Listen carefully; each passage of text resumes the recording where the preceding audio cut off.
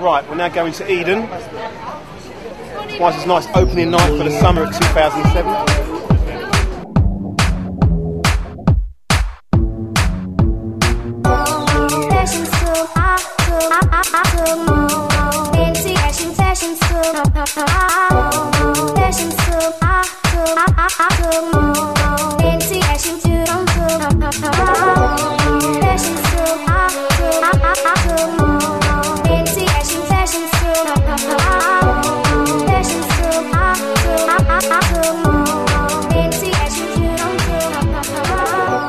What am I best known for? Matt Jam Lamont. Okay, I'm best known for, I would think, two things really. I was part of a remix group, remix production twosome called Tough Jam, and we used to do loads of remixes back in the day. I think we were known for responsible for pioneers of UK garage.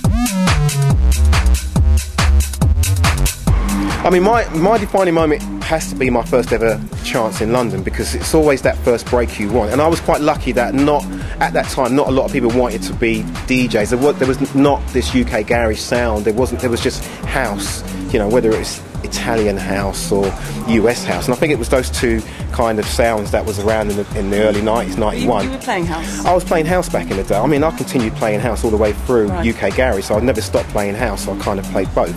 So, but my defining moment was coming from Luton, kind of walking around London, different clubs, trying to find my sound, where my sound would have fitted in. And I found a guy called Timmy Ramjam back in the days. He did Happy Days, a promotion called Happy Days, and he was doing a club in Islington, which I can't remember what it was, back in 91, 92. And I kind of chased him around the club for about 2 hours, begging him. Kind of, I was dragging his heels, cleaning the floor with myself. And he said, your tip on how to make it? You just bug these promoters, you know, you just bug them. Don't, you know, mixed CDs help, but it's best if you confront them as well. So he said to me, oh, go on for half an hour, just to get me from under his feet. Just kind of stayed on for 2 hours. He was resident for like 5-6 years. And that's how these stories begin, isn't it? Yeah, so I would say that was the thing that I think was, you know, my defining moment of kind of making the name Matt Jam Lamont.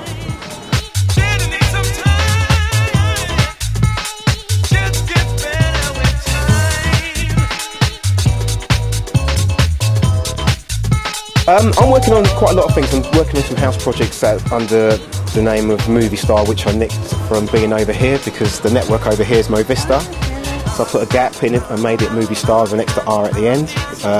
Me and Gavin did a remix of a track back in the day, so I decided to revamp the name. So that's my house name at the moment, and plus the garage things I'm doing, some stuff with Scott and some individual stuff. Scott's track that I did, R&B track I did, a guy called David Anthony from back in the day who worked on Janet Jackson's album.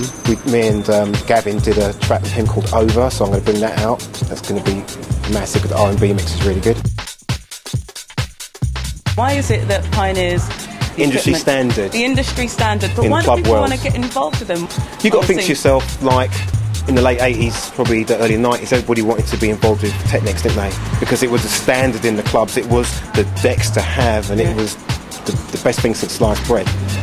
So every DJ, whether it's hip hop, house, garage, had to go out and buy them. So, but with Pioneer being pretty clever, because I think what they did in the late 90s was to get a load of DJs together and decide to find out what was going on with this kind of download, kind of internet kind of thing, because everybody was talking about playing CDs and things like that. So they got a load of DJs together, went away and came out with these CDJ 1000s. Right. So you've got to look at whatever's the best thing, and it feels just like a deck. It feels like you are playing vinyl, so, but with a lightweight, you know, one CD that carries, you know, 15 to 20 tracks. So how did it change the landscape then? It's changed a lot. It's changed it crazy, because where you would turn up at airport and the DJ will pay for being overloaded, you know, on their weight.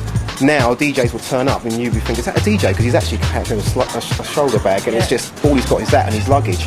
So it's changed that in a sense for travelling. It just makes life much easier. But also, it's if anyone's ever used a CDJ, they'll also see that there's more you can do on the decks as well. It's just like, if you've got those babies, you can just do next to anything. If you're a hip hop DJ, it's just the best thing to have since sliced bread. So I think Pioneer just looked at it, and you know, 9 years on, you know, then I don't think they're going to let anybody take over them on that field. Until we start playing a certain different format. They're just leading industry standards. And if people are always saying to me, how can I get some pioneers? How can I get some pioneers? Because people know that is the things that they're going to want. Yeah, no, it's true. It's amazing, isn't it? They just took over. Well, they took over, but now also, you know, they're one step ahead now because they've got the DJs now, which, you know, if you're a DJ and you've got your tracks and you've got your video, you've got the DJs where you can actually show people what you're doing on screen as well. So they've cornered the market on that for the last 6 months as well. So what are they going to do next?